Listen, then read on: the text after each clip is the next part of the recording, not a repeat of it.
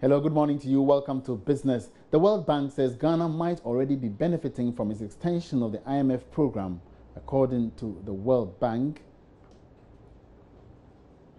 according to the schedule, which is expected to conclude beyond the April 18 deadline, would see government's commitment to fiscal prudence. The country director for the World Bank, Henry Kerali, spoke with George Rafi. The extension, as it were, is a technicality in the sense that the program would have ended mid-year. Ghana's fiscal year is a calendar year, so it makes sense that this extension will now cover the entire fiscal year for Ghana. For you, does it give you a sign of comfort that that fiscal consolidation that all the development partners are looking forward to will indeed, quote, be consolidated going forward? We believe so far, the actions that we've seen from this government have been very positive. We have seen actions to try and increase the revenue, but at the same time, actions to manage the expenditures. This is quite important for Ghana to be able to meet the target that has been agreed for the overall deficit for this year. Could it fast track? And I know that for you at the World Bank, your board meets and decide on the allocations. That is not just one person thinking that this is good or bad, but could it also fast track the disbursement of funds that already been approved for Ghana because of this program? Or certain critical benchmarks need to be met before the disbursement will come? The important issue here is the World Bank program is usually linked with the IMF program as well, particularly our budget support. And in this case, our budget support will now move forward. We are expecting to submit to our board a package of about $200 million of budget support for Ghana for this calendar year. Without the IMF board approval, it would have been difficult for us to push through that our own World Bank board approval of the budget support for Ghana. So this extension has impacted on the fast tracking of the process, if I should say. It has helped in reassuring the board, reassuring all Ghana's development partners that the government is serious about the consolidation effort and remains broadly on track with the revised program. Meanwhile, Senior Minister Yao Osafo-Maafo shares with Joy Business what government makes of this development. I think it's important that your development partners are on the same wavelength with you in terms of thinking. So it's in the interest of everybody that you are keeping faith with your development partners. And if that is a clean bill of health for others to look at you and even provide assistance, why not? There will certainly be inflow of additional resources coming out. Already there was a balance that is to be paid to Ghana if we came to the end of the program. That has not yet been paid.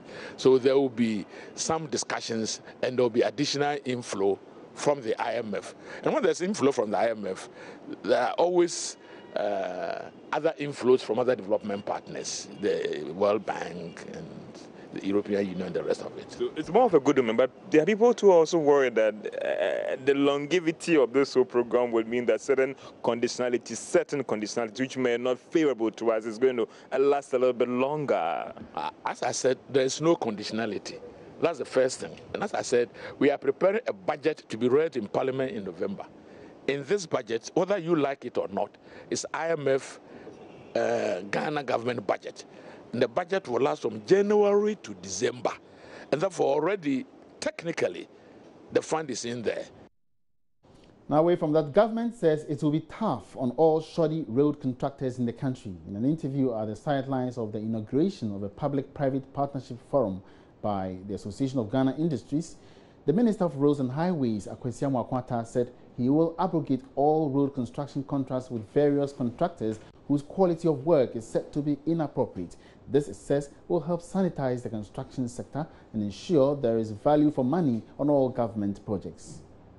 The road sector continues to grapple with challenges of poor quality works, unpaid jobs and poor supervision. These challenges are believed to be slowing the growth of the industry, as it also limits opportunities for new entrants into road construction business.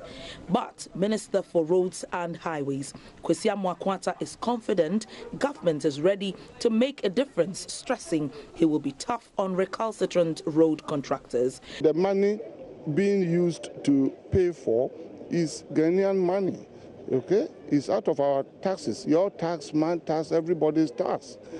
Even if it's a loan contracted from outside, it's going to be paid by all of us, particularly you, the young ones.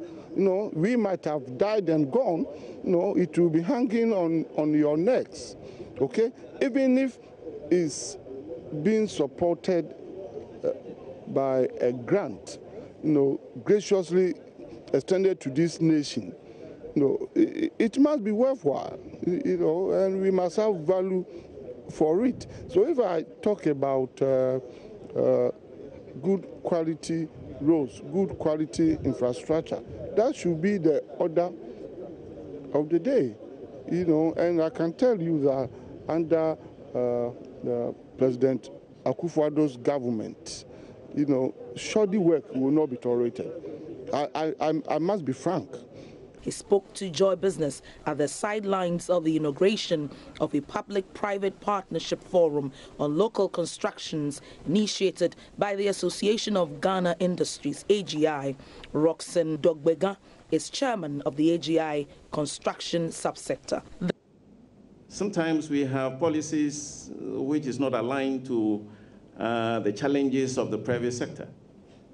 And so we believe that if we have this medium developed, we are very sure that whatever the case is, the private sector voice, the private sector frustrations, the private sector intentions would be reflected properly or adequately in the policies that are developed by the public players. And that is what has brought us here. And as a result of the absence of a single authority to champion the voice of the sector, we think that we need to fill that vacuum instead of waiting for government. The quarterly forum is for top-level stakeholders of the public and private sectors of the construction sector. And that's all in business. Thanks for your attention. Make a date again at midday for more business updates. My name is Emmanuel Abuaji Riafe. Good morning.